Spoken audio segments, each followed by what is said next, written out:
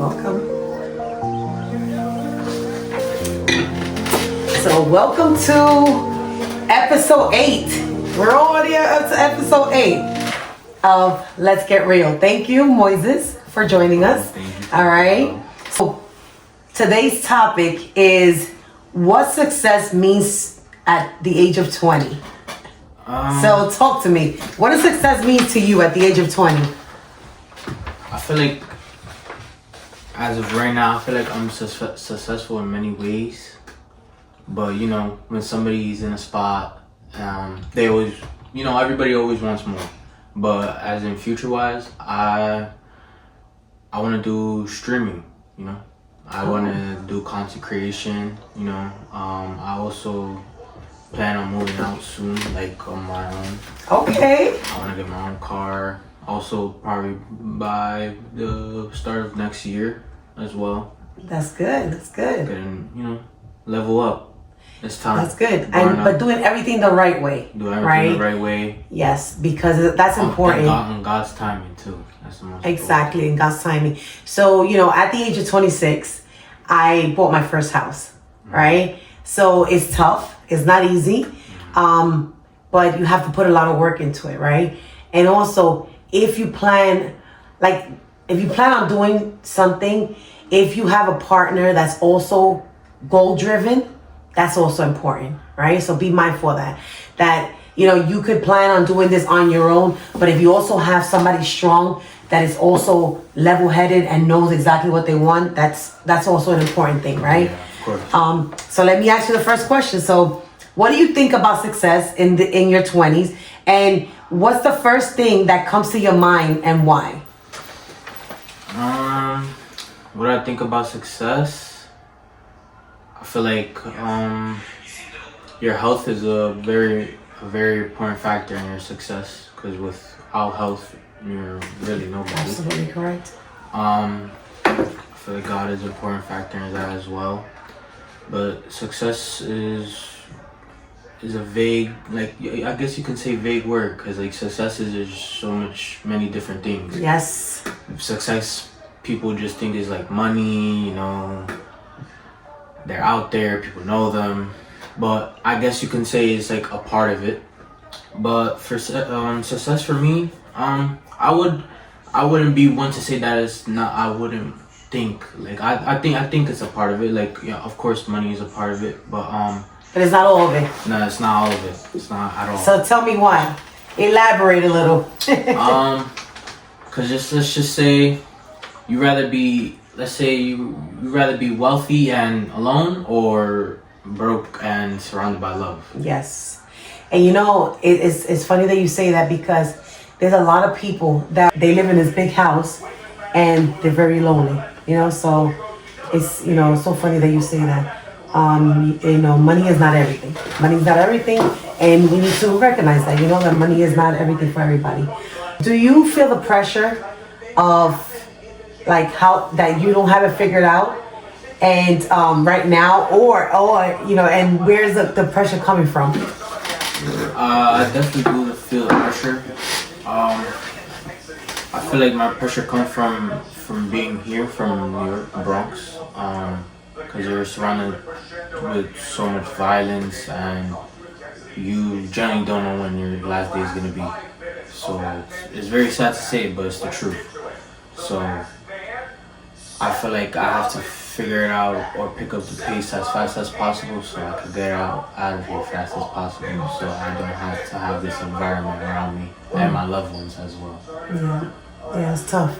It's tough because, you know, although, you know, we're in the house here, you know, we are in the Bronx, and it's not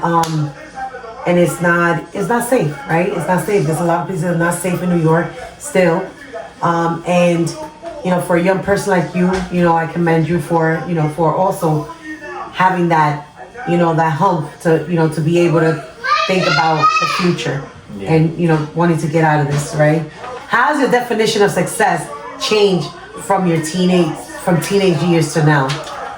I feel like when I was a teenager, my success meant to me just money, and it was just money. Oh, I just want to be rich, etc. But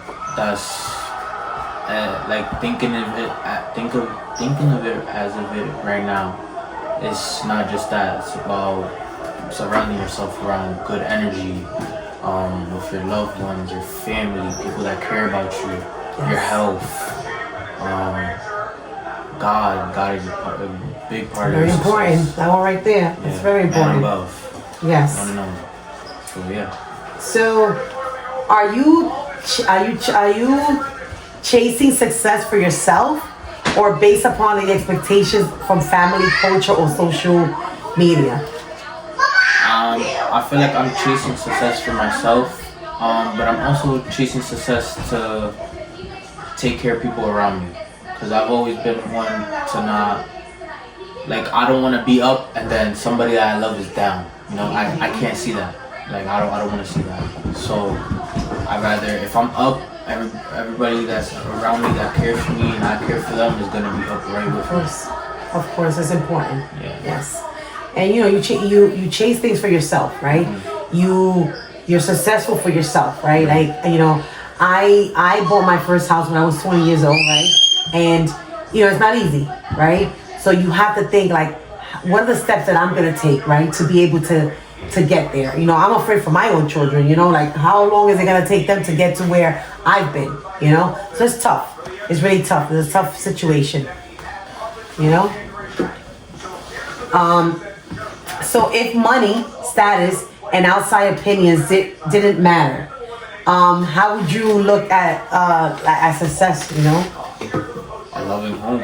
A loving home meaning it could mean different things. A loving home could mean you're with your partner, your loved ones, people you care about, the energy you just really surround yourself with. You know, I think is a big part. So that's a great point that you made. A loving home.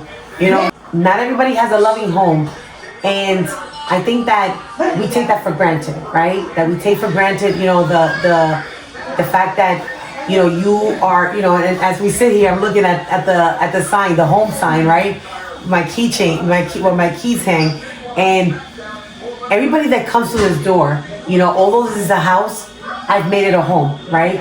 And everybody that comes in, you know, is treated, you know, with respect, is treated with love, is treated with kindness, and also don't want to leave, right? So it's important, right, that we make our space a home, right? Wherever it is, right? And that's the way that we think. That's the way that we always think, that our success doesn't always define us by how much money we have and how much material things we have. That's very important. So is there any advice that you want to give young people and parents, you know, that you know, so we could leave them with something? I would tell the young people, really chase what you're passionate about.